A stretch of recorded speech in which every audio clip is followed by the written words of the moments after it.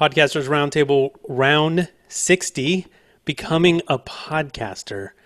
And I'll just read here from the description because this one's a little bit, I want to say it's laid back. My money, oh no, never mind. But these are all supposed to be laid back, but this one, it doesn't really have this sort of, let's get to this point. I just want to let's just talk about those things that make us different as podcasters, especially before we were podcasters. We're all joined by this common love of podcasting, this hobby, this profession, this medium, whatever you want to call it. But we're all made up of very different types of people, right? And so I'm curious about what it is that attracted you to podcasting before you were a podcaster. What is it about your interests, your history, your skills, all that stuff that you think might have led up to you being a podcaster? We'll see if there's any common themes that emerge, like, oh, these type of people tend to grab a microphone. Maybe we just all love ourselves too much. I don't know. I know we talked about that one before, and Dave definitely qualifies. But we welcome back, Dave. I love Dave's my favorite.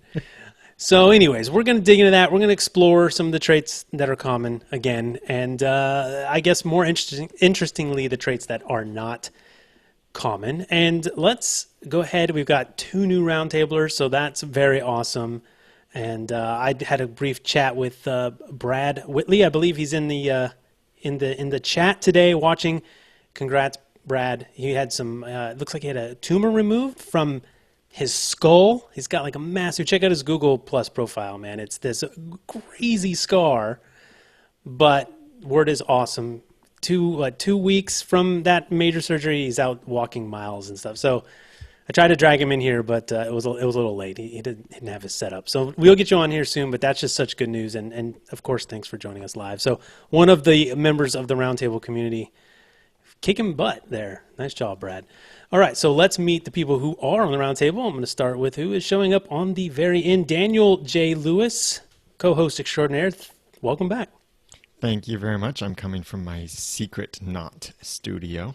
That's right. It's buried in a mountainside somewhere, not Arizona. Oh, is that too soon? No. I'm fine with it. I've made peace. I know. It's a good thing. It's a good thing. I was just, you moved closer to me, and then we started our podcasting empire, and we make $1 million, and, whatever. You go ahead and throw it all away. It's fine. Next to him, co-hosting duties today, on the left side. No, the right side. Which side are you on? Dave Jackson. Yeah, Dave Jackson from the schoolofpodcasting.com, and this should be an interesting, I think this will be fun. I'm looking forward to this. I look forward to all of them, of course, but this one is definitely off the grid a bit than we normally do, so that usually means it's going to be a lot of fun.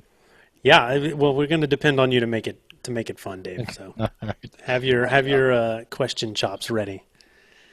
And next to him, brand new roundtabler, who is, are you in the Midnight Club right now? What time is there, John? It is coming up for 25 to midnight here in Watford, just outside London. And I'm a podcaster for a Watford Football Club podcast called From the Rookery End, as well as helping out on a bunch of other people who want to make that step that we've made into the world of podcasting. Definitely. He's going podcaster roundtable style, holding the microphone. I love to see it. It's awesome. But I think you're going to make Midnight Club. So international represent. And, of course, we get a woman in here. Thank goodness. It's been too long. I know. I need to work on this. No, I think we do an okay job. But Maya, welcome to the Roundtable. Thank you. I'm one of the founders and a co-host of the Literary Roadhouse. It is my 3rd podcast after 2 failures, and I also do admin for the self-publishing podcast guys who have a huge network of like 8 shows. 2 failures. I mean, maybe we should explore that. Not that, because I doubt they were failures. All right. I mean, there's definitely something. They were stepping stones. Yeah, that's right. You fail forward. That's the beautiful thing. There we go. So there's something to be said. So we'll definitely bring that up if it's relevant, or if it's not. We know we break off here, right? It doesn't matter. So, all right. Well, if you're watching or listening to the podcast version of this, audio only, go to podcastersroundtable.com/guest. I believe that's the URL. Just go to podcastersroundtable.com, sign up so you can be a guest, and we can find out what you want to chat about. And, sometimes I pull people in really late. Like I did extend an invitation to Brad, who just wasn't set up for it. But sometimes people will say, no, I don't think I fit that round. I don't think I have anything to offer. If I'm asking, I think you have plenty to offer. Okay, so don't worry about that. We've had plenty of people come in with those fears, and afterwards they're like, that was no problem.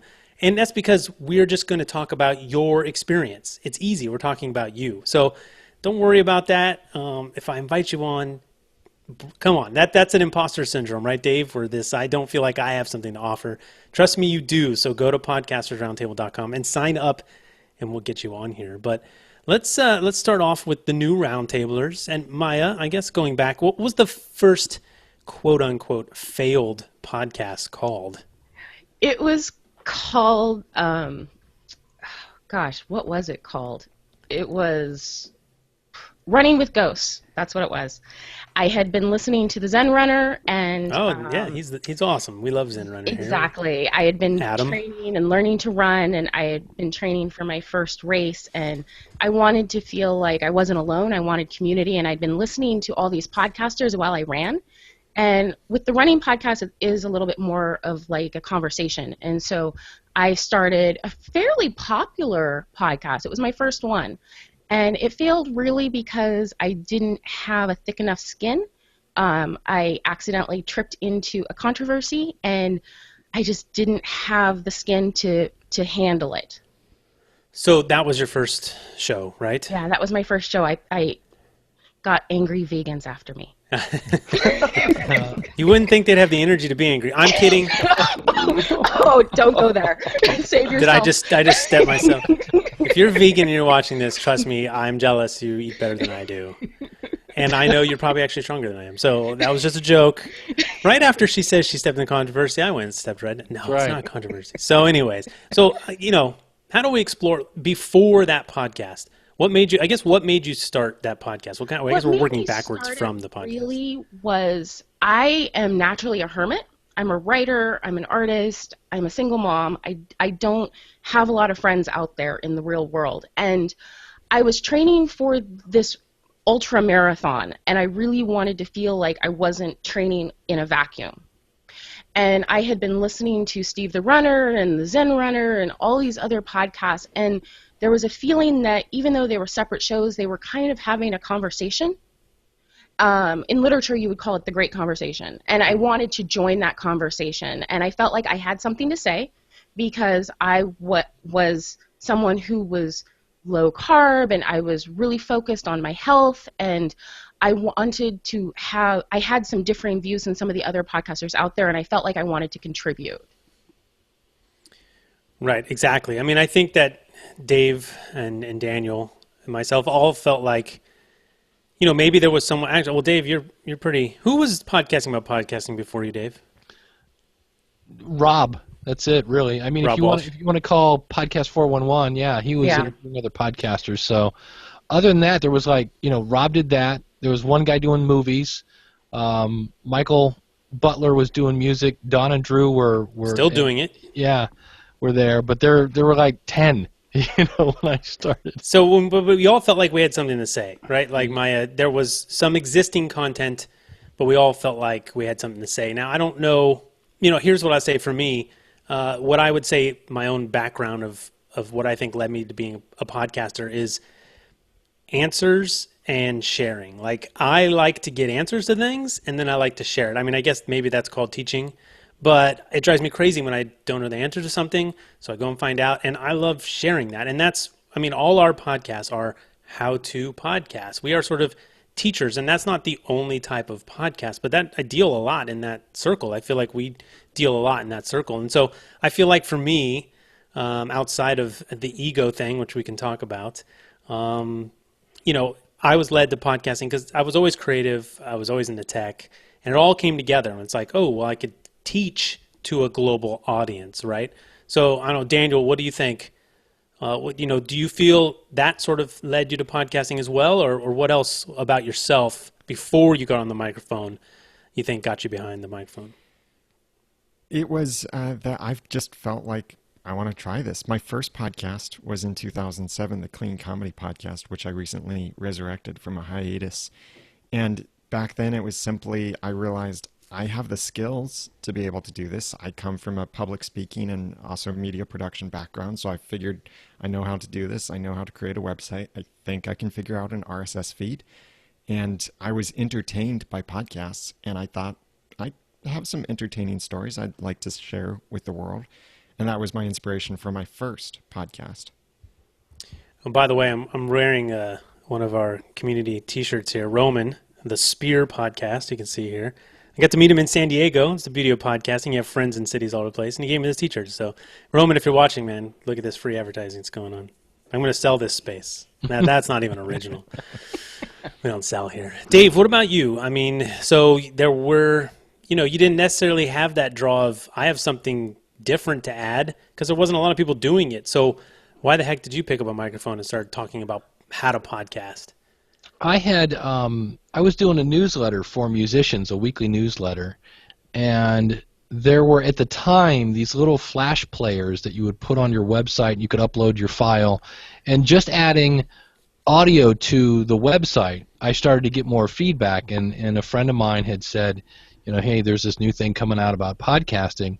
And once I remember I Googled it, there was like a page and a half, that was it, on podcasting. When I finally parted one together, and I saw it, I uploaded my file, and then I saw it come down in my Juice software, I was like, oh, this is going to be huge.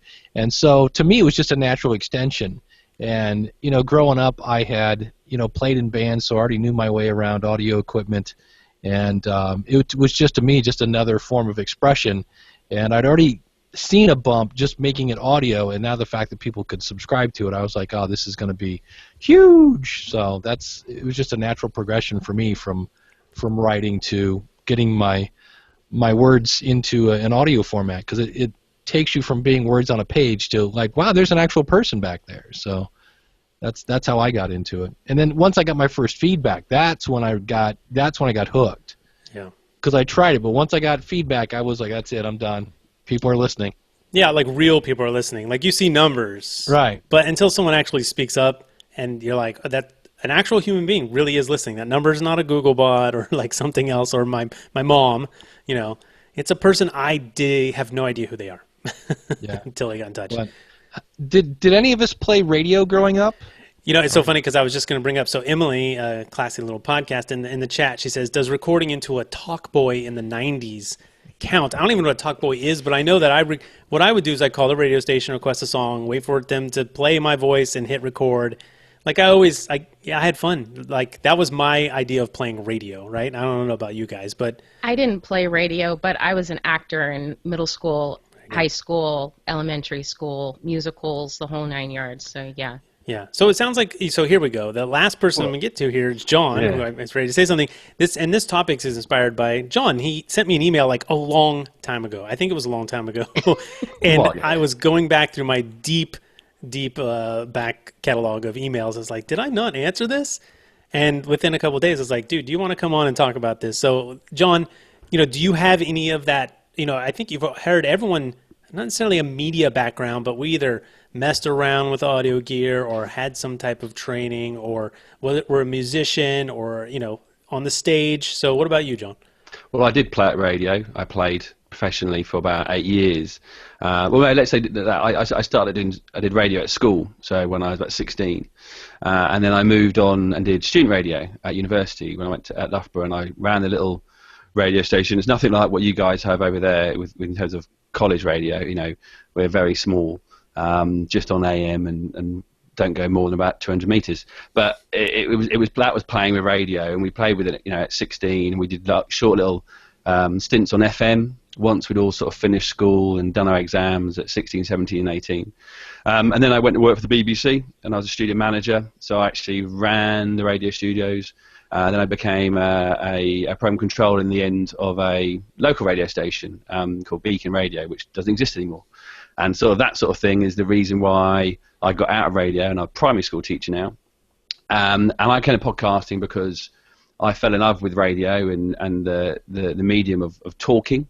I get that from my father, and just yeah, that sort of fun of creativity, and it was a creative outlet for me, and I didn't want to lose it. So I went, well, how can I keep doing this? And I came to doing a Watford football podcast because there was no other podcast out there about Watford, and the only radio that was out there was actually a local radio station that was covering 5 local football clubs.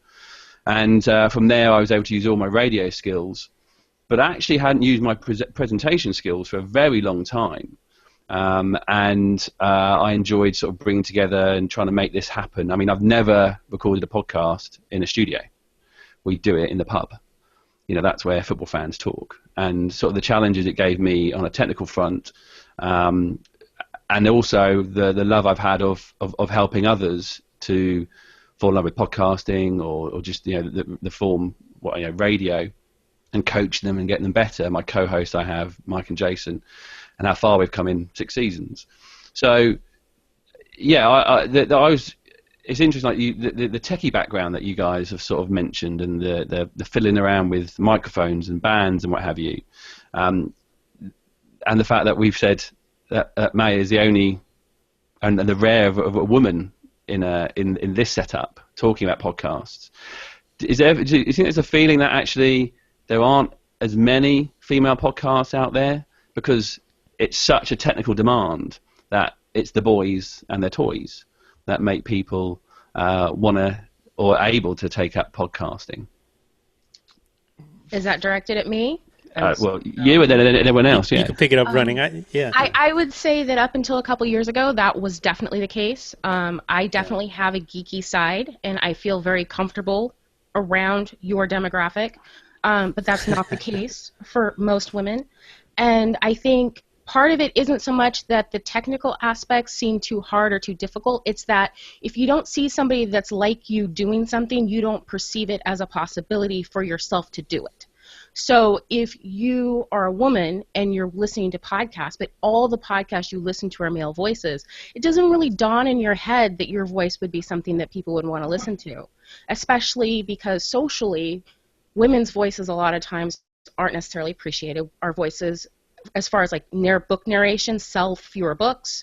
Commonly, a lot of females get complaints about their voices, and so a lot of women do feel insecure about their voices. And up until a few years ago, I would say that out of all the podcasts I listened to, there were only 2 that consistently had female voices. That was What We Missed in History and Grammar Girl. And outside of those 2, all the podcasts I was listening to were male voices, and none of them were people of color, except for Zen Runner. He was it. Yeah. I assume you're in the She podcast community now? If not. No, I'm not actually. Oh, yeah. I listen to them, but I'm not in the community. I have a thing about Facebook. Yeah, well, I guess that could prevent some community participation with Facebook. I mean, Max in Flight in the chat, he says, exploring the technology was a motivator for me. He says he likes to learn by doing, which I was the same way when I found podcasting. I was like, you know what? How are they doing that? How are they sitting in their living room and I'm hearing this? And it's clearly that they have not been approved by anybody because it was really bad. So... that's very interesting. And Maya, are you familiar with Felicia Day? I'm familiar with her, but I have not read the book. You have to read that book. And so just the part I was reading today, she's talking about what you're talking about in that growing up, not even to do with being a woman or anything, just that the people around her did dumb things. Like no one modeled the behavior that she could grow up to be a writer or something else. And so she just didn't see it happening around her, and that was enough for her to not consider it as a possibility of what she's doing now. So anyways, that tied in really nice. So you would love that book. I think it's hilarious. It's actually maybe the funniest book I've ever read. She's awesome. So Felicia, I know you're watching, so we got to get you on the roundtable. Just pop in. There's an extra square. She's amazing. So awesome. Well, it does seem like we all have sort of there is a thread that is the same here. And, if you're watching or participating in Podcasters Roundtable, you're probably a little more on the geekier side, right? Because you're not just doing a podcast, but you're participating in a community about podcasts that talk about podcasts. So we are a little bit self-selecting. Dave, what questions would you have about to talk about becoming a podcaster? I guess it's kind of, I don't know, do we want to talk about the barriers? We've kind of done I want that to talk before. about anything that comes to mind. Anything that comes to mind? The last question I heard is, can I do a podcast that's 2 minutes long? And I said, yes, you can. You can do a podcast that's 2 hours long. You can do it 4 hours long. The time doesn't matter. So, I feel like I was just reading it was a thing about YouTube Red, and there was like one of the FAQs. It was like, can I be in YouTube Red if I only produce like long format video? Like they're like, no, it doesn't matter if it's. Apparently, they're getting that question a lot. So I don't know. We've derailed a little bit, but that's the goal here. It's my job to bring it back. right. Well, I wanted to chime in on the women in podcasting because I know Alanis Morissette just launched one, and there's a actress from HBO just launched a podcast. And I think the other thing that fueled that whole thing, where it just seemed like there weren't any women podcasters, there always have been. It's just the guys got into it first because we were the geeks, and so every time somebody listed, here's the top 5 podcasts you could listen to, it was the guys. And the thing that drives me nuts on the internet is nobody does any reporting anymore. That's why there are still people saying a really good microphone for podcasting is a Blue Snowball. And it's because they've done zero research, and they just found an old article from 2011, and they repurpose it, and there they go. So in the same way, we're just now starting to see the top 10 women in podcasting, and it's kind of in a way recreating history because we're going to see now the same it's like, okay, Grammar Girl, and so I'm hoping to see more in that list as they finally start to get their due. Yeah. I mean, it's so funny. I mean, we've seen over the last year, we've seen so many different types of podcasts come on the scene, right? It's gotten a lot more diverse. Yeah, I mean, and it seemed like in the beginning it was all techie geek. It was a tech show, right? Or, if you did see a woman in podcasting, it was, there was this formula. Video podcasting was pretty big. So you get cute girl, do a tech show, become really popular, right? So that formula seemed to be repeated over and over again. But fortunately, it looks like things have changed a lot in the last year. I don't know the actual stats, but I know they're growing pretty good. I think part of it's visibility, but also, what you were saying about tech, Dave, about how there were so many male podcasters that were really deep in tech, and a lot of men went into podcasting because they were interested in tech, but a lot of women went into podcasting because they were interested in something else and they had to learn the tech in order to do it. Right. So it's like they both end up in the same place, but they come at it from 2 different directions.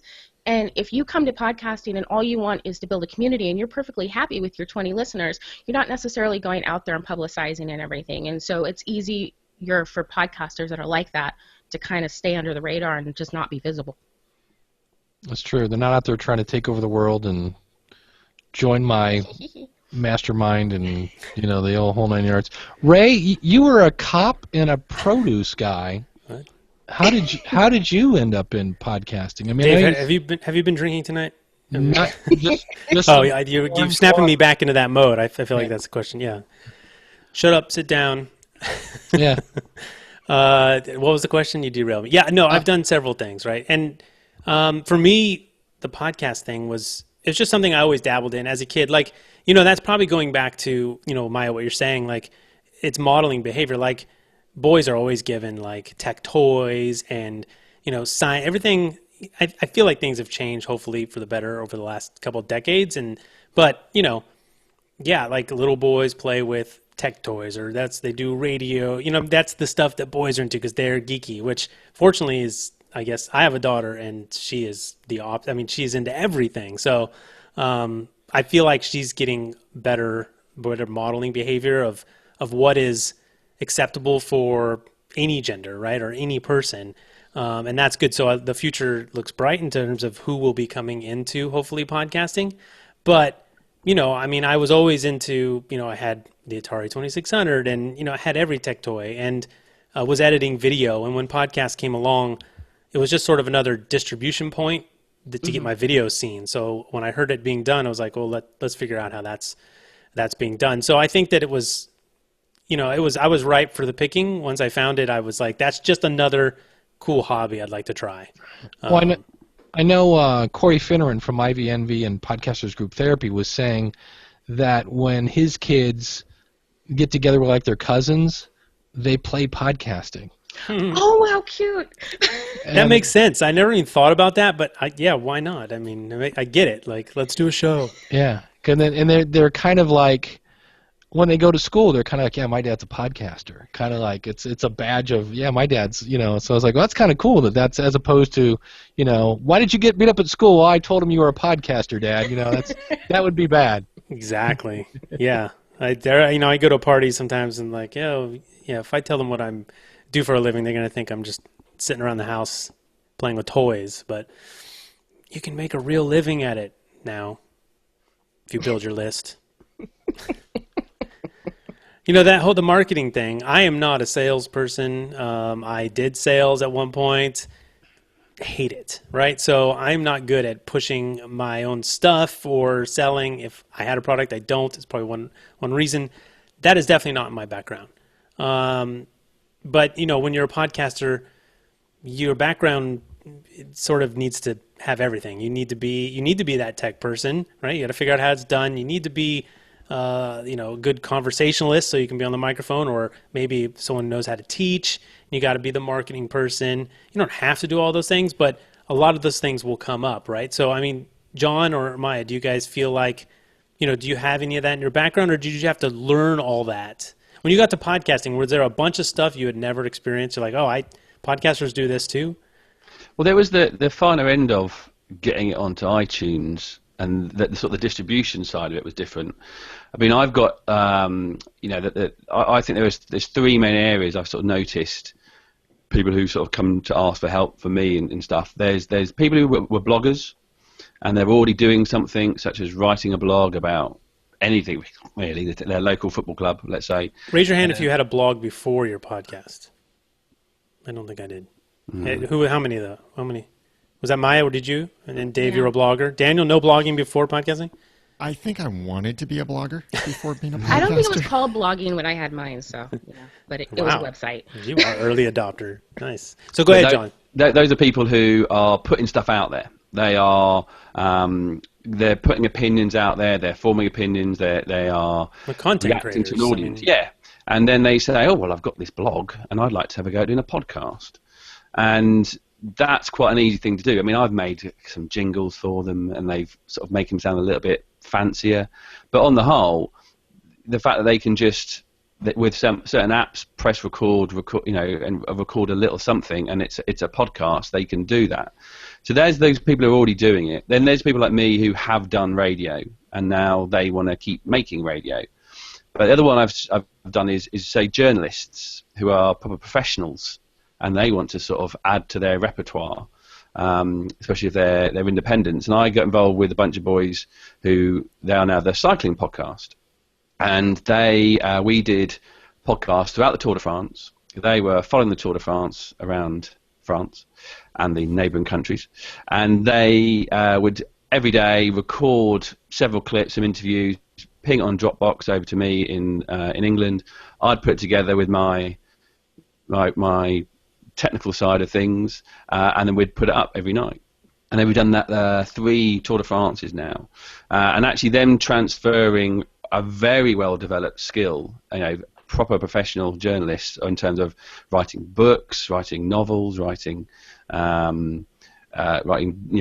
reports for newspapers, for magazines, and then them transferring that into a new medium. Now they've turned that now into something where they are generating money.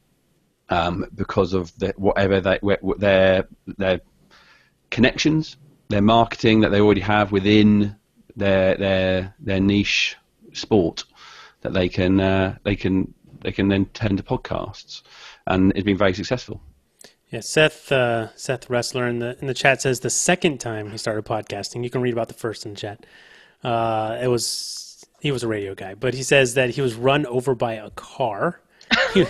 I don't think while podcasting. So he was seriously injured and confined to the house for months. So podcasting was his way of keeping busy after he ran out of Breaking Bad episodes to watch. So, I mean, we really do all get introduced to it through different ways, right? I mean, how did Todd Cochran?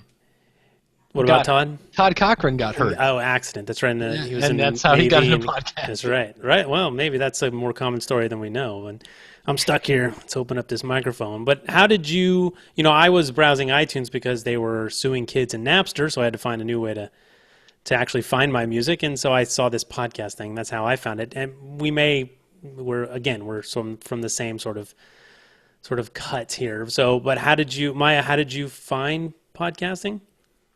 I found it because I'm a dork and I was on Twitter really early. I found podcasting in 2006, and the first show I listened to was Steve Runner. And the second one I think was Zen Runner, which is what's funny. But I found it through Twitter because it was brand new and there was a huge running community on Twitter before there was really anybody else to talk to. And so that's how I found podcasts. Cool. And Dave, since you said you were doing it, you kind of alluded to it, right? How did you find podcasting? Yeah, I just a friend of mine was into internet marketing, and he kept going to all these conferences, and he just came back and said, "You know how you missed the MySpace boat," which tells you how long ago it was, because I had completely missed the MySpace boat, and he said, "I just came back from this conference, man. This is going to be huge." And I'm like, "What is it?" And he goes, "Podcasting," and I was like, "What? I'd never heard of it." And that's when I Googled it. It was like, wow, this, whatever it is, it's super brand new because we almost broke the internet trying to find it.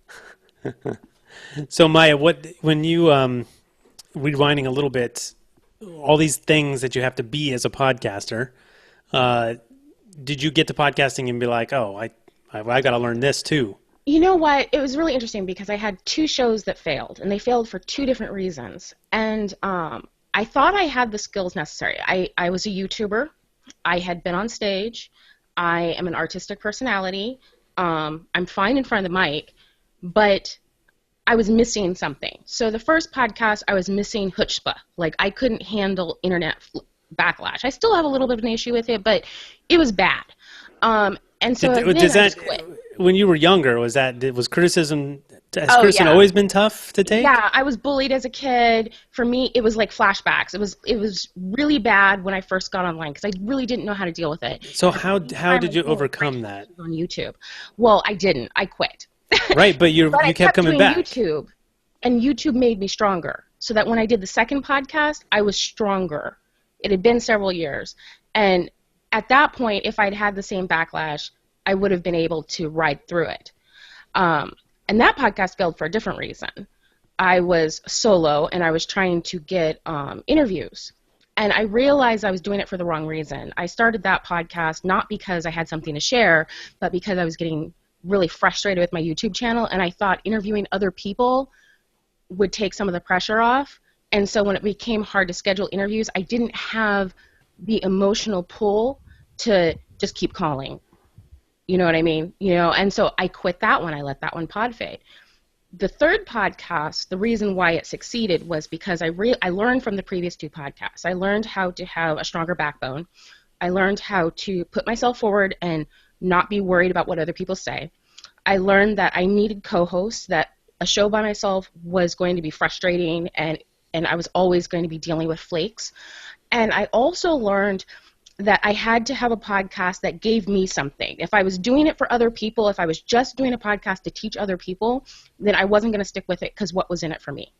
And that's what really got me to keep going with the third podcast. Because I've worked in radio, that thing about feedback, you get some very interesting people listen to radio stations. There's a lot of people, and they can smell of wet dog, and they're not the nicest people in the world, but you get a variety of feedback in radio. Now, the cycling boys I told you about, who are journalists, and they've written in national newspapers, and then they get lots of feedback on Twitter. They have never had a bad feedback via the podcast. And they said it's the best thing they've ever done for positive feedback. My podcast is only about a football club where you could have opinions one way or the other, but last couple of years, Watford fans have been pretty good. We're in the Premier League now. Nothing much to moan about, nothing much to be controversial about. So we are, but yeah, maybe it's what you do, but the cycling boys have never had a better time in terms of feedback from an audience, be it in print or be it in podcast, which is quite interesting. Yeah, I've heard that before. I think I recently saw that written somewhere where the experience of radio people, and I don't know, what do we think that is? What's the difference is between where a podcast, yeah, I mean, there is sometimes a squeaky wheel, but in general, the feedback, even compared to YouTube, which I actually have a great experience on YouTube, but I'm in a small minority. Maybe I'm just not doing well enough the trolls aren't there yet, but what do you think the difference is with the podcast audience where the feedback generally does tend to be good? I mean, Daniel, do you... I think it's because of the nature of podcasts. They're more intimate than video, even though, yes, with video you get to see someone. You take a podcast with you in all kinds of places, sometimes places where you don't let other people talk to you. And so I think that kind of thing develops a deeper relationship with the host to the point that they respect you more and they see you as a fellow human being more than things like on YouTube. Troll bait. Yeah. I think, recently I heard someone say, one of my new favorite quotes is that nobody subscribes to a podcast by accident. And so, part of this, it's this barrier we've always heard about, how it's a little harder to consume a podcast, and that's one of the barriers to podcasting. But that may help in this situation where people, it's some effort required, whether how they found you, maybe they need to subscribe. They don't have to if you're on your website, but maybe a lot of people do. But if they subscribed and now they're signed up, and because they dig what you're saying and they're following you. So even YouTube, I mean, you come across YouTube videos they're so random, right? They just come up, whether it's on YouTube, podcasts. When you're done listening to a podcast, there isn't a system that then puts says you might want to watch this podcast, listen to this podcast, right? Whereas YouTube just throws videos at you. People share YouTube videos. So I can see where the transient nature of you just coming in and out of a person's sort of feed, where they're like, oh, you suck or whatever, right? But podcasting, maybe that barrier is an advantage when it comes to your audience. Dave, what do you think about? Yeah, I don't know if it's the audience size, like at YouTube, like you said, that it just so happens that, there's already a group over there. Because I think when you see people, just, trolling away on people, and because I know there's a video I have of me playing the guitar, and the first couple are okay, and then somebody's like, this guy's just a Stevie Ray Vaughan hack, and then as soon as one person, then it looks like, oh, it's okay to go ahead and just pile on here. And I think there's I don't know if it's just a segment but somewhere it seems like that's the culture. That's what we do here. And it is a shame because almost every podcast is almost coming from a nature of serving. You're trying to help your audience. You're trying to make them laugh. You're trying to teach them. You're trying to inspire them. So there's usually some sort of at least good intentions. Now, granted, some of those fail miserably, but I just think on YouTube there just seems to be a segment of people that are it's like whack-a-mole. They're waiting for somebody to put up something so they can go, yeah, that sucked. But let's go back to the radio television sort of thing. YouTube being television, podcasting being radio. When you're listening to radio, you're the only one listening to the radio. You never have a feeling of watching doing it with a lot of people. It's only your ears. It's normally you in your car. When you're listening to podcasts, it's only you and your ears with the headphones in. Television is always this feeling of being part of a bigger audience. That's why you can say, everyone out there. But you should never say that in radio. You should never say it in podcasting because there's only ever one pair of ears listening to you. And that's the thing about YouTube. But also because it's the visual, isn't the assumption when you see someone who is putting their face out there, they're almost a little bit more showy-offy because they want you to be seen and to be heard, but then actually the perception of someone on their own in a room talking to themselves, which is the podcast radio way, there's a sort of a more intimacy, which is where podcasting and YouTube maybe differ slightly, and that's again with bringing the talent through.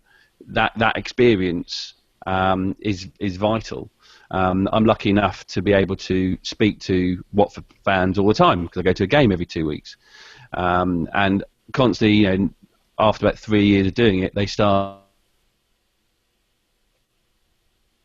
And Yep, that's John. The cable under the Coming back. in the channel or under the Atlantic there. yeah, Well, I just go ahead. Oh, I was going to say, because I've been on YouTube for so long, I would say that I can say things in a podcast. I can say like completely innocuous things on YouTube, and the storm will come down. But I had to seriously step into it with a podcast to get people mad at me. If I had said that on YouTube, if I had explained why I was no longer vegan on YouTube, like my YouTube channel would have exploded. It would have been like way worse. And I think part of that is because of the intimacy. Part of it is the fewer audience, but also I think YouTube is what was in the early days of YouTube. Everyone was nicer. There was a sense of community. There wasn't as much trolling as there was now. And I think podcasting is where it was. So I think in the future, when podcasts are more shareable, when people can find them, when everybody's listening to them, we're going to have the same issue. Google's going to screw it up then. That's it. Everyone thinks this is the best thing coming, and it turns out it's the worst thing that can happen. Google? Do you think having a visual gives people more things to pick on? Yes, but there's video podcasts, and I think that they also share the intimacy thing where they don't get the feedback. I think maybe it is just that audience has really kind of signed up on podcasts and said they've decided they liked you and they keep coming back. People don't hate watch, hate listen podcasts. Yeah, right. Exactly. It's and a podcast, generally when we say podcast these days, they're audio, right? So it takes a little bit more time. YouTube, I can watch for 2 seconds and be like, your hair is stupid, right? I mean, I don't know. But it looks like John dropped off, so hopefully he'll jump back on. But yeah, let's get to that thing that most people bring up when they hear, if we're talking about backgrounds and what did it make to take you, or what did it take to make you a podcaster, or why do you think ego always comes up? We've talked about it here before. How many of you? Did ego play any role in you starting a show where you're the host?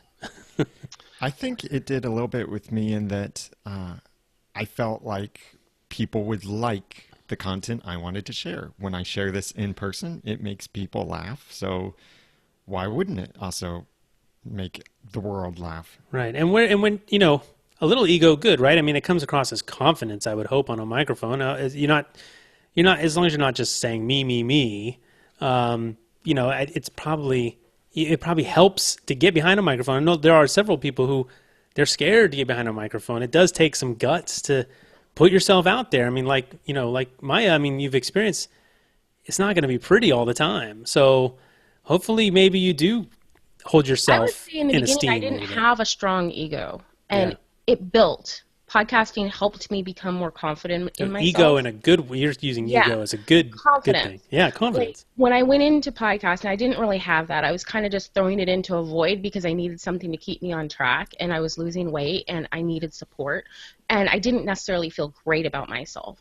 And podcasting gave me confidence and actually made me feel better about myself as I developed this community to speak with, and I learned that I wasn't alone. And that's something that it's always been in the back of my head, that podcasting is really positive in that respect. Yeah. And I could say, ego probably played a little bit into my own thing in that I wanted to be known in that space, right? Like the how to podcasting space, I thought I had something to offer, and I would love to, I cared so much about the space. I wanted to join that sort of group of people who I felt were leading the charge in the medium and saying, here's podcasting, you should do it too. If you want to learn, I'm going to help you.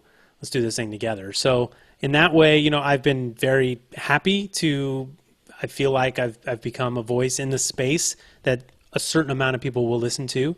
So I definitely accomplished that. So I thought that was definitely a goal, was to be seen. And even so, some people, the goal is to make money, and I could monetize my stuff, but I actually, sometimes when you go after money, then it can sort of draw a divide in the goal of becoming a voice, because people will say, oh well, you're just trying to make money. It's like, well, it just depends on how you want to be perceived, I guess, in the space. But when we introduce profit into it, it gets tricky, right? So in our backgrounds, so even my background, profit, I used to say all the time when I was online in the early 90s, if I could not make money on the internet, something is really wrong with me because it's a global media that, like, if the tiniest fraction of people, if you were able to produce something and got the tiniest fraction of people to say, ooh, I want that, then you should be able to make money on it. And so, well, I didn't get into podcasting to make money. Of course, you hope, hey, maybe this will. So any sort of entrepreneurial spirit, dare I say the word entrepreneur, but any entrepreneurial spirit in any of you that also played a role into getting into podcasting? I used to make T-shirts on Cafe Press, and I'd do garage sales with all my stuff. I was always trying to find a way to profit from my free time, I guess. Well, for me, I had, I was in between jobs, as they say, and I was going back to school to get my teaching degree. And when I went to school the first time, I had a real flexible job. I was a waiter and real flexible hours. I'm like, man, I need a job that has flexible hours and pays okay. And everything I was reading about internet marketing said start a membership site. These are going to be the next big thing, which is hilarious because 10 years later, they're start a membership site. And so I just thought, well, let's give it a shot. And then I found podcasting and just put the two together. And then as I would learn about podcasting, that would be the next tutorial on the school of podcasting. So, I guess I got into podcasting for the money. But it did pay for gas and food and my card payments and things like that as I went back to school. But I've always been, even in my teaching jobs, I always end up getting pulled into marketing and to other things that are not related to teaching. Now I'm getting pulled in with my current job. I'm getting pulled more and more into doing video stuff. So it's always been teaching, and then Dave knows this and that and this and that. So I've always had multiple irons and multiple fires. Yeah, I mean, I hope that, and Daniel, you get a chance to answer that one too if you want, but I hope that in the future, and I think we're already seeing it, storytelling podcast has been sort of the big thing over the last year, but I hope that drives a different type of person into podcasting. I would think more artistic, or a storyteller who didn't think, oh, this is a great way for me to get my stories heard, right? Is to do a podcast. Authors have been doing this since the beginning of podcasting. We had the first podcasting Hall of Fame, and I'm blanking on his name. I just talked about him in a presentation. Gosh darn it, the most famous author in podcasting. Todd Cochran. No. Danny. Like an actual author. No offense, Todd. I know he wrote a book. Is not what I mean. Danny. Adam Curry. No. Hall of Fame. The Martian. No, the science fi. Come on, Dave. Science. He's not. He's like not sci-fi. I just literally used him as a whole example, and it's just because we're live and I'm trying to come up with him. Well, what I will say is when I was younger, I definitely had a little bit of an entrepreneurial kernel, but it kind of got tapped down. And when I got into podcasting, it was Scott Sigler. Sorry. Scott Sigler. Before I lose it. I'm glad you found it because that would haunt you. And when I started podcasting, I had no interest in it at all as far as money. I didn't think it was a capability. My current podcast, I actually started it because I'm a writer, and the first thing any writer tells you to do is you need to read more. And I wasn't reading enough. And for 2 years, I'd had these reading goals of reading more, and I still wasn't reaching my goals. And so I figured if I had a podcast where I was forced to read something every week, then guess what? I would actually get my reading done. And that's essentially what started Literary Roadhouse, that and the fact that I wanted to understand short stories more. And so it was totally different in that respect. Like, literally, we read a short story and then we sit around and discuss it for an hour. That's my podcast. And I didn't think anyone would listen to it. I figured, who's going to listen to 4 people talk about short stories? Within a couple weeks of our very first episode, we had extremely loyal listeners who were following along with every story and tuning in every week to hear us discuss it. We had somebody send in artwork for the website. And I feel like that's probably what you were talking about as far as like a more creative way of looking at podcasting that's tapping into a smaller audience, a niche that really isn't being tapped. Yeah, I mean, those backgrounds. We all share this sort of geeky tech background, maybe some type of broadcast or putting ourselves out there in front of people background. But, there's, I mean, outside even podcasting it's like I said in the beginning, it's filled with all types of different people.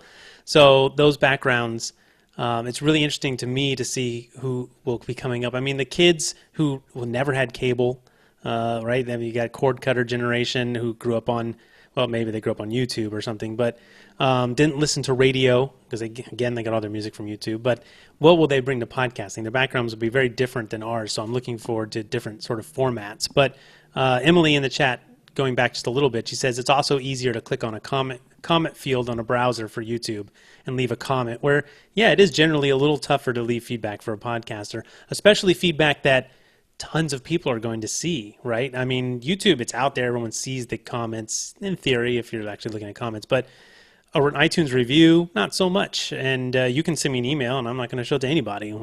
It sucks. Or I will and I'll embarrass you, but again, that's probably another topic. But John, you dropped off, so welcome back. Hello. Yeah, they turned the internet out there and off for a little midnight, while. past midnight. They rolled it over. They got to restart the internet. That's good. It makes sense. I get it. Let's see. Oh, they're having a little conversation here in the chat between Fred and Max, which is good stuff. And now we're chiming in. Yes, Zen Runner got Scott Sigler. Way to go. When I started the Ramen Noodle, my first podcast, it was nothing in my mind at all thinking about I'm going to monetize this. It was simply, I want to have some fun. I want to do this for fun. And did you ever try stand-up, Daniel? Yes. I've done stand-up I think 4 times. So I was just curious, like what was that? I've done it 4 times successfully once. Okay. That means someone laughed. Is that what's successfully? Like if someone laughs at every joke, or what's success in stand-up? I think if people are regularly laughing and saying afterward, that was hilarious, which didn't happen the other 3 times. Nice. Yeah, because I was curious, like, what was it about podcast? You started a comedy show, and I'm curious what you had done before that to sort of be out there in comedy. So you did try stand-up, so. No, not actually before that. Oh. It was after that I tried actual stand-up. Now, I've always been in my presentations, in most of my presentations, I always have this little playfulness to myself, a sense of humor in my presentation. So there's almost always something funny when I get up in front of an audience and do some kind of public speaking. According to you. Yeah, well, and according to something I hear from the audience that doesn't sound like sizzling steak. I can vouch that Daniel is funny. I heard his speech at what was it, Podcast Movement 2014. You were probably the one and only person who actually heard it. Yeah, and it was hilarious. And I was so bummed because then he did it to a room of people that weren't listening, and I was like, "You should listen. It's funny stuff. It's Shut just up." like a podcast. Yeah. Doing it to a room of people who aren't listening. Excellent. But the fact you saw something yourself there, Daniel, do you think there is have you seen it in others and gone, oh, you'd be quite good at podcasting? Oh, yeah. And usually it's when someone has a passion for something and I feel like they could talk my ear off on the topic. That's when I think, podcaster. Yeah. I have that disease where at every party I'm like, hey, if you thought I was starting a podcast, like people will talk to me about something like you said that they love, and I was like, that would be a good podcast. And like, yeah, it's probably like at this point, it's like, yeah, that's Ray. If you go near him, he'll probably try to get you to start a podcast. Like, why isn't anyone coming over here to talk to me? That's actually how I found my other 3 co-hosts. I did a cattle call. I didn't want to pick from people I knew because I didn't want a bobblehead podcast where everyone's agreeing with each other. And so I put out like an open call, and I had to do interviews. And it was interesting that you could kind of tell this person's going to be good. This person's going to stick with it. This person's going to quit in 6 months and be almost exactly right.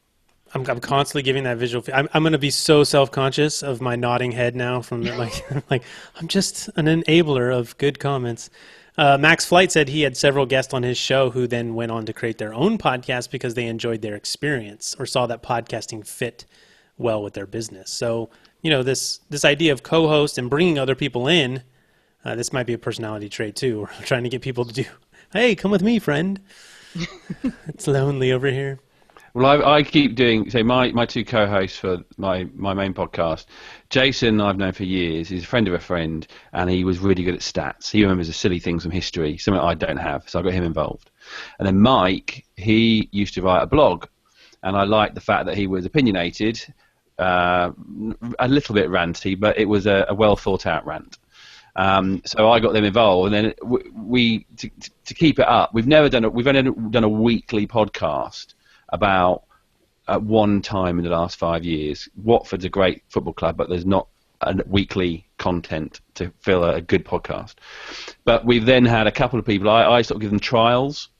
So when you see someone on Twitter and you think they raise a question, they've got a talking point, I get them on to talk about that one little bit, the one thing they're doing, and almost like a little trial.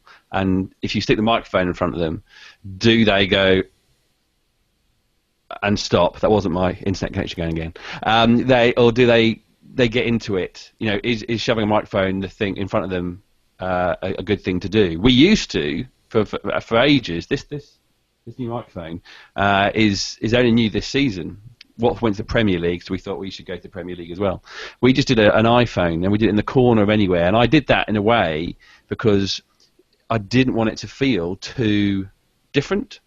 And actually, when you want to speak to fans, if I want to go around and just get some views at a game, I literally just it's like I was holding my phone in my hand and would go up and speak to them, because they wouldn't feel all, closed and afraid of what was happening. And it's almost like they were answering my question before I'd even said, or even they'd noticed that they were being recorded.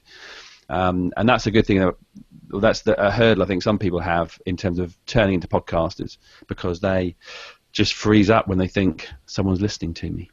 Absolutely. I did a podcast for a local music thing during the summer, and I would go out and just try to interview people about what they thought about the band and what food did you eat, and that whole. And the minute I would talk to them, they'd be just, "Oh, this is great! I love this place." I'm like, "Great, cool. Let me hit record." And they're like, "What? What?" And they just instantly just scream and run away. So. Yeah, I'd always on my iPhone, I'd press record and then walk up and say, "Hi, my name's John. What do you think about?" And then they're doing it before they even know it. Oh, sneaky. I mean, I work in video, so you think audio is bad? Holy cow! Wait until you hit the little red light comes on. Forget it. I mean, we have a solid get to know you conversation before I ask any question I actually want the answer to. You definitely got to loosen them up, and I think that goes the same for audio interviews as video interviews. People take time to warm up. And especially if you're not, that's the thing about podcasting is most of us, even though we have all dabbled in something or have some background, we're still most likely, John, a little different, but we're not trained to be on a microphone, we're not trained to be hosts or personalities or anything like that. So, it sounds like all of us have brought a little of that. But I was crazy shy as a kid, like run away from groups of people. Like I didn't want any part of it. I was cool, I was an only child. I'm like, I'm cool here by myself. I can do these blocks. But, when I got to junior college, I took a speech class, and that was the best thing I ever did. Everyone in that class scared to death, and it was harder for me to watch people be scared up there than it was for me to actually get up, because some people they're just so petrified of it, and you feel bad for them. But not until that did I really come out of my shell. So people who think that I'm outgoing or like, hey, I'm on video or something, it definitely was a process. It built up. I don't even know how comfortable, I necessarily am. I think, Maya, you said you're kind of a hermit. Podcasters probably, we are most of the time we're in our house, we're by ourselves. There isn't a camera on. You're seeing this more now with Periscope and Blab and Hangouts. And the video is becoming more of an element, and it's live, so that's different.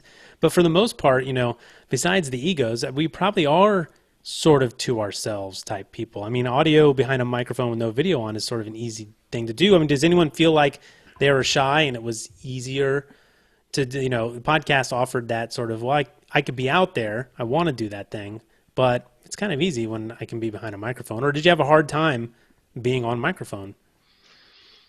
For me, definitely. Sorry. Go for it. I was going to say, for me, definitely. Literary Roadhouse actually came to be because I didn't have the money to go to a writers group. and I wanted to reach some goals for myself. I didn't have the money to go to the writers group I really wanted to go to, and the writers group near me I was too shy to go because I didn't feel like I fit in. And so creating the podcast, finding a group of people that think really differently and talking about short stories was my way of getting the benefits I would have gotten without having to leave my house. I've always been a show-off. There you go. And yeah, Honesty is good here. But I have seen, though, especially when I was doing student radio at university, the quiet boys who come in going, "I'd like to be involved with the radio station, please." And then you stick them in a radio studio. Once you tell them how all the buttons work, and they're off, and they completely change. And several of them, when I sort of meet them again years later, you think you are completely different to the person that I met, and maybe doing the radio was part of it. And podcasting, hopefully, and how easier it is to do, let's say, more accessible, might help some more people even earlier. I think they go back to sort of where the podcasters of the future are going to be, because YouTube and because of how easy it is to be a show-off and to put yourself out there. There's a good chance there's a generation of people who are just going to be comfortable at putting themselves out there, even because they're doing it. Well, I wasn't doing it. I'm 36 now. Just by putting their statuses out there, putting a tweet, putting a Facebook status out there. They're putting themselves out there all the time. They're sharing photographs. So that next step might not be that much for them. Yeah, it'll be interesting. I mean, my daughter does not know life without a camera in her face every day. Like, I have taken so many pictures of her, and then it's video, like to the point where I could be reached from my pocket, and now she's 4. She'll just be like, I'm like, oh no. Now she's just posing to get it over with. So I'm like, all right, well, maybe less pictures. But yeah, the generation, we've grown up sticking these devices in these kids' faces, and selfies are a thing, right? So I think definitely different exposure than we all had growing up, for sure. Well, I'm another guy. I got fired from my first grocery store job because I wouldn't talk to the customers. I was painfully shy. But then, again, a speech class, the thing I figured out is speech class, you have a captive audience. And so then I started to try to be funny. And I think my favorite speech was, I didn't know it was my day to talk. So I went up and did a speech on how not to do a speech and got an A because I did it off the top of my head. And then when I was in my 20s, I had a group of friends that we would just sit around in this one guy's living room watching movies and stuff, and his mom and his sisters just thought it was hilarious because they didn't know me. So I had like 20 years of stories to go through. And that's, I think, something, to me at least, that I kind of thought, okay, I might be able to entertain people because they thought it was funny, so I can hold a room of 3. You had an audience there, in a class, a supportive audience. Yeah. Because they were all in the same boat as you. It's a class where you're all trying to learn. Right. I mean, I did a best man speech, and I've always been a show off, but in front of a big room like that, as a teacher, I've got 30 children. That's easy. They're 9 years old. But when you've got a bunch of adults, and there's a pressure to be funny when you're a best man. I thought about it and I wrote stuff, but then I got to the point where I went, you know what? They're all in this with me. They want, if they're all here for their friend's wedding, so if they don't laugh, they're destroying their friend's wedding. So I hope you said that. Win-win situation. You start with that. Yeah. There's a win-win situation, and therefore it was a positive, experience for me. And I think, by being part of a class, you've had that public supportive system. When you are doing a podcast either on your own or in a radio studio on your own, there's no audience to react to, so you are developing your presentation skills. But if you're doing it in a supportive podcasting world, there's 3 of us to do our podcast, 3 or 4 of us. We're all in this together, and we all want it to be good. There's no one judging us, let's say. And how Daniel went through the stand-up thing, I couldn't do it. Because that's being up there, and they are going, make me laugh. Yeah, make me. You've got to do that, and that's a hard place to be, and that's why many people may lose confidence. I don't know. Yeah, I mean, and maybe that is again a strength of our medium, is that we tend to cater to niches. So it is a supportive group of people who also want to gather around that one thing, and even more than a leader, you're just sort of facilitating a conversation. Whereas YouTube, I mean, you're not sort of targeting a niche. You might be, lighting your farts on fire, or like, just there's stupid stuff, but there's people who are trying to do something serious and they put it out there, but it lands on all types of people, and apparently the trolls, because they're fishing for that stuff. But yeah, it's interesting to compare the two, and so maybe something about podcasting, the nichiness, maybe the extra effort it takes to actually participate. Maybe those things, maybe they actually play in our favor. We've always been saying how these things are holding us back, but they actually could be doing great things for the community itself. And Masa in the chat, he says this has become podcasters therapy. You're good enough. You're smart enough. And by golly, I love you. Yeah, exactly. That's podcasters group therapy. That's a different show. You want to go over and check that out. That's Corey, Tawny, and Nick. Check them out, and you can get your therapy over there. But here, I don't know. This episode will support you. Come back next time. We'll tell you to. We've never actually given anyone the hook on this show. Like, theoretically, I could just boot you out of here. So it's just, John's not doing so well, so let's just kick him right out of here. Yeah. But anyways, as we go on out here, any last thoughts that you have? Any words for new podcasters who think that we could go along the therapy thread and say, if you have something to share about your own experience starting a podcast that might help someone else do the same, that would be good. But regardless, just tell us where we can find your shows. Give us your website or your show name, whatever it is, and we'll thank you for being on the round, and we'll head out. So, Daniel, we will start with you. Again, you're on the end today, so thanks for co-hosting once again. Thank you. I will probably steal someone's thunder when I say this, but think not about the technology. I know a lot of people get hung up thinking, oh, I don't know which microphone to get. I don't know what website to get. I don't know what tech. No, it is not tech.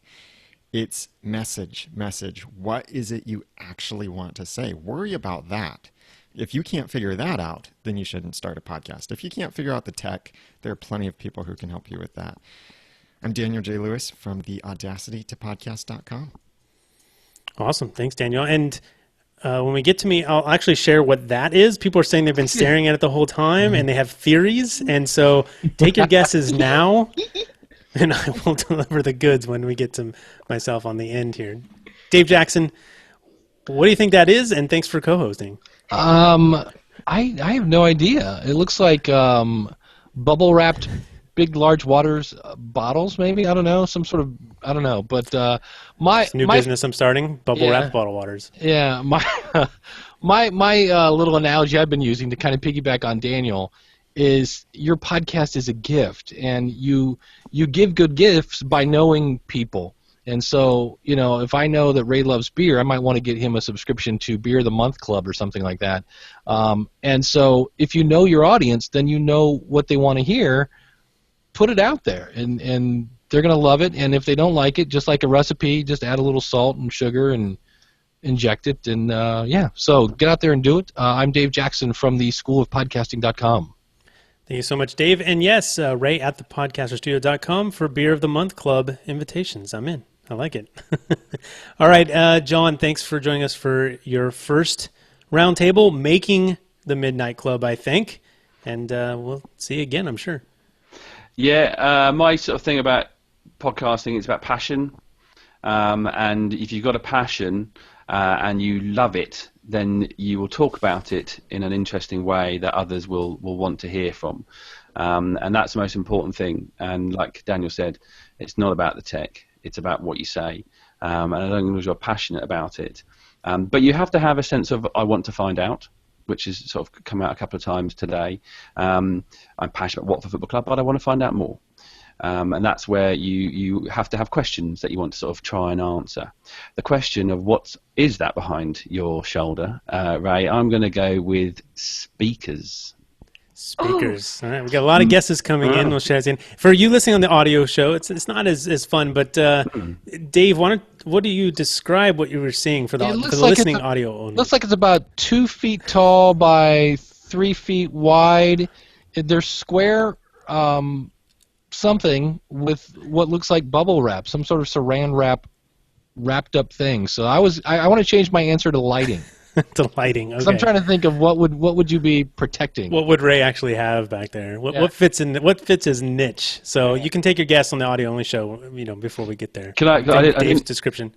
I didn't say you can find my podcast on fromtherookeryinn.com. But can I also point out that the word's niche, Yes. not niche.